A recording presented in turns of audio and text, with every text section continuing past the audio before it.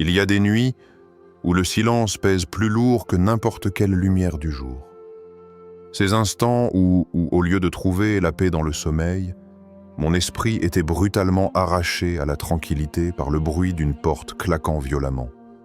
Des mots, parfois plus douloureux que les coups eux-mêmes, résonnaient dans l'obscurité, laissant une empreinte invisible mais profonde dans mon âme d'enfant.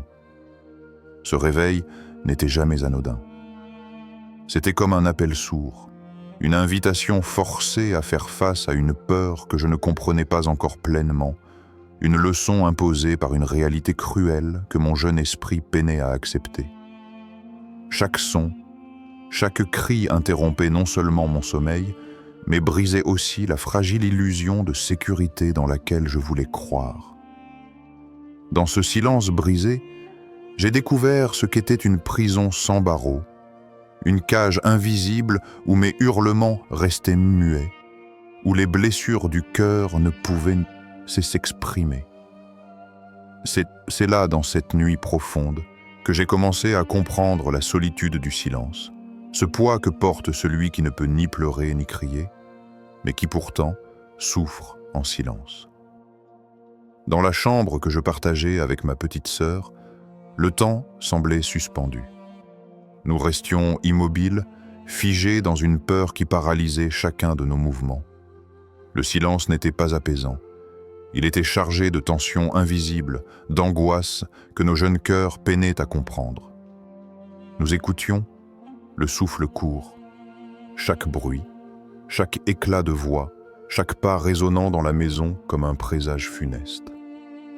Nos cœurs battaient à l'unisson, une cadence lourde et sourde, marquant la présence incessante d'une violence qui semblait ne jamais vouloir s'arrêter. Je me souviens d'un moment précis, gravé à jamais dans ma mémoire. Un cri, le mien a brisé cette nuit épaisse. Un cri d'enfant, un appel désespéré lancé dans le vide. Mais au lieu d'apporter du réconfort, ce cri a attiré sur moi une menace, une ombre pesante qui s'est abattue sur mon âme fragile. Les mots qui ont suivi, les promesses de douleur et de silence forcé, m'ont appris que la peur ne s'exprime pas toujours par des coups. Parfois, elle se glisse dans le silence, dans l'ombre des menaces, dans la destruction lente de l'innocence. Cette violence, bien qu'omniprésente dans notre quotidien, restait invisible aux yeux du monde extérieur.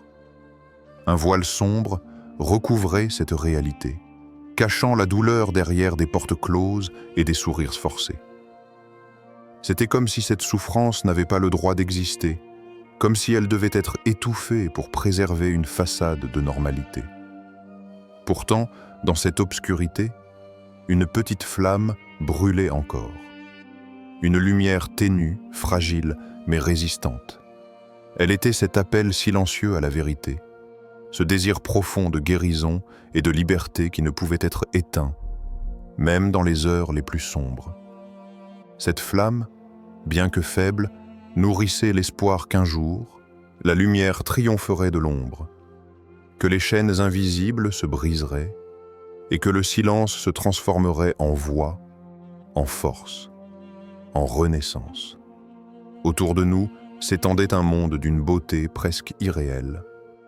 Des plages baignées par le soleil, des eaux turquoises si limpides qu'elles semblaient inviter à la paix et à l'évasion.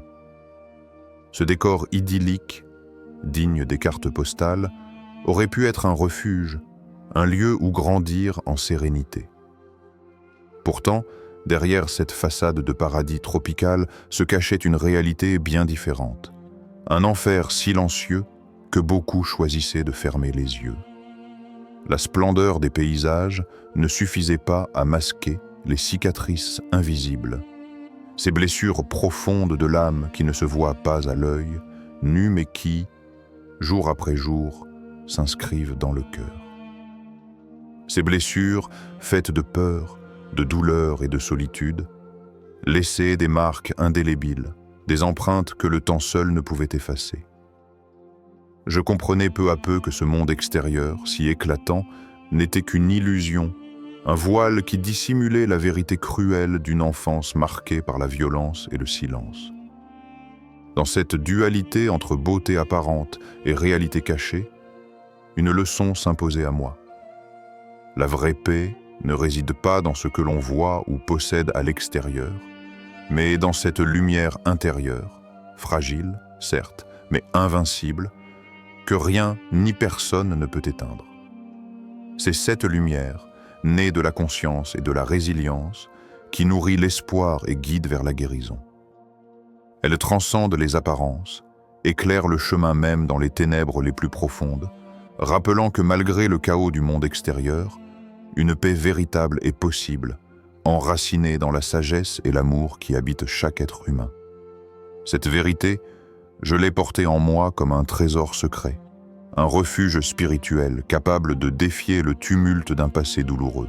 Grandir au cœur de cette violence, c'était comme être enfermé dans un purgatoire terrestre, suspendu entre deux mondes, ni vraiment ici, ni ailleurs. Chaque jour s'étirait en une attente lourde de souffrance, sans secours visible, sans lumière au bout du tunnel. Cette prison invisible, faite de peur et d'impuissance, semblait infranchissable. Pourtant, au plus profond de cette obscurité, une force se réveillait. La conscience.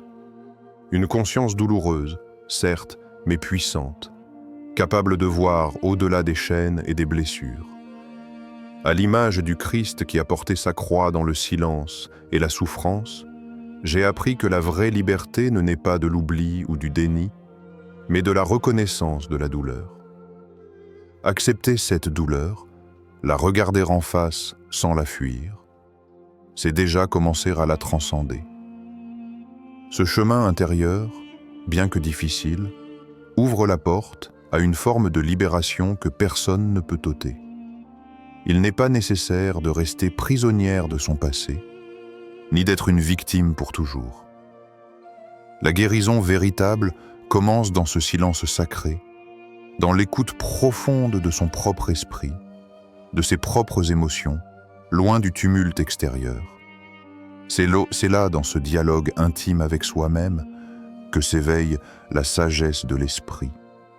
Une sagesse qui transforme la souffrance en force, qui permet de reconstruire son être à partir des décombres du passé.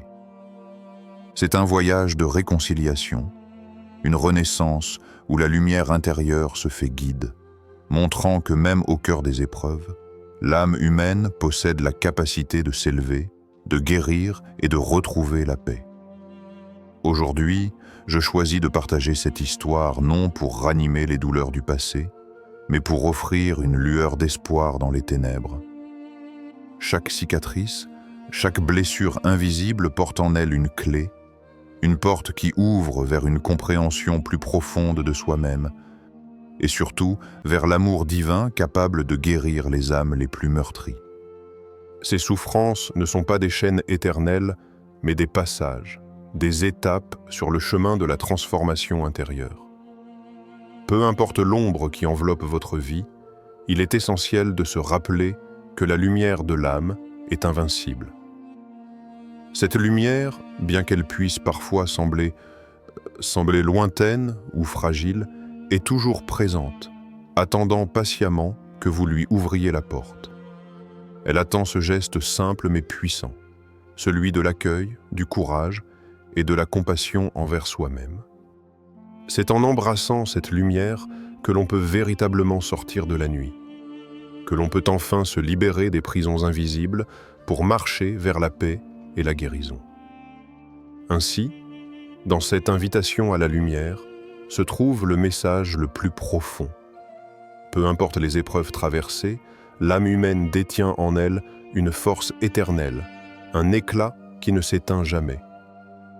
Ouvrez-lui votre cœur et laissez cette lumière vous guider vers un renouveau, vers un chemin où la paix intérieure devient possible, où la douleur se transforme en sagesse et où la vie, malgré tout, reprend son souffle sacré.